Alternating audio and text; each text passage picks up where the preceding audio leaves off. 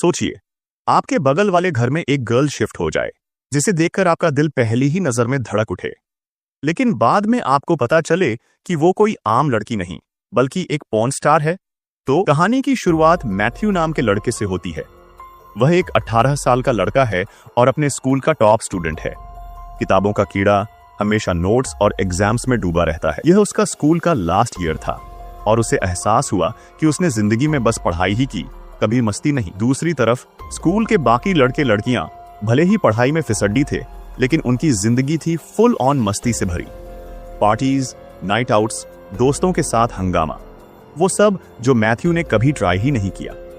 Matthew के दो जिगरी दोस्त टॉम और ईलाई भी उसी की तरह किताबी कीड़े थे। तीनों ने मिलकर ठान लिया, बस अब और नहीं, पढ़ाई को गोली मारो, अब हम भी जिंदगी के मजे लेंगे। सोच लिया कि अब वो भी स्कूल की लड़कियों के साथ मस्ती करेंगे, नाइट आउट्स करेंगे और वो सब करेंगे जो अब तक सिर्फ सपनों में देखा था। मैथ्यू देखता है कि उसके स्कूल के कुछ बिंदास लड़के अपनी कार्स में लड़कियों के साथ नाइट आउट पर निकल रहे हैं। वो भी जोश में आकर अपनी कार निकालता है और उनके पीछे लग जाता है, लेकिन रास्ते में वो बदमाश लड़के पुलिसमैन को मिडिल फिंगर दिखाकर कार भगाते हैं। मैथ्यू, जो थोड़ा डरपोक है, पुलिस को देखकर घबरा जाता है और घर वापस भाग आता है। उसी रात कूड़ा फेंकने बाहर निकलता है तो उसकी नजर पड़ती है एक लड़की पर जो इतनी खूबसूरत थी कि मैथ्यू की आंखें फटी की फटी रह जाती हैं। वो लड़की डैनियल उसके पड़ोस में शिफ्ट हो रही थी। मैथ्यू फटाफट अपने दोस्त ईलाई को फोन करता है और उसे डैनियल की तारीफों के पुल बांधने लगता है, लेकिन तभी उसकी नजर सामने वाली विंडो पर पड़ती है जहां डैनियल अपने कपड़े बदल रही थी। मैथ्यू तो बस देखता ही रह जाता है,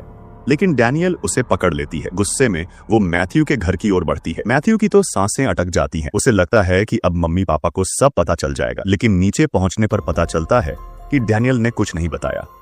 वो बस इतना कहने आई थी, हाय, मैं आपकी नई पड़ोसी हूँ। मैथ्यू की जान में जान आती है, लेकिन डैनियल उसे शहर घुमाने अपनी कार में बिठाकर ले जाती है। रास्ते में मैथ्यू माफी मांगता है, वो सब गलती से हुआ, मैंने जानबूझकर नहीं देखा। डैनियल हंसते हुए कहती है, अच्छा तो फिर तुम भी अपने कपड़े उतारो, मैं भी देखूं जैसा तुमने मुझे देखा। मैथ्यू के पास कोई चारा नहीं, वो सड़क पर कपड़े उतारकर खड़ा हो जाता है। डैनियल उसका अंडरवेयर उठाकर हंसते हुए कार में भाग जाती है। कुछ देर मजाक करने के बाद वो उसे वापस कार में बिठाती है। इसके साथ दोनों में दोस्ती की शुरुआत हो जाती है। मैथ्यू धीरे धीरे डैनियल को पसंद करने लगता है। अगले दिन मैथ्यू डैनियल को कॉफी डेट पर ले जाता है। वहाँ वो खुलकर बताता है कि वो स्कूल का टॉपर रहा है, लेकिन जिंदगी में कभी कोई गर्लफ्रेंड नहीं बनाई। डैनियल को ये सुनकर हंसी आती है, लेकिन वो उसकी सादगी से इम्प्रेस्ड भी होती है। स्कूल में मैथ्यू अपने दोस्तों टॉम और ईलाई को डैनियल के बारे में बताता है। वो यकीन नहीं करते कि मैथ्यू जैसा लड़का लड़की को पटाने में सक्सेसफुल हो गया। एक दिन डैनियल स्कूल के बाहर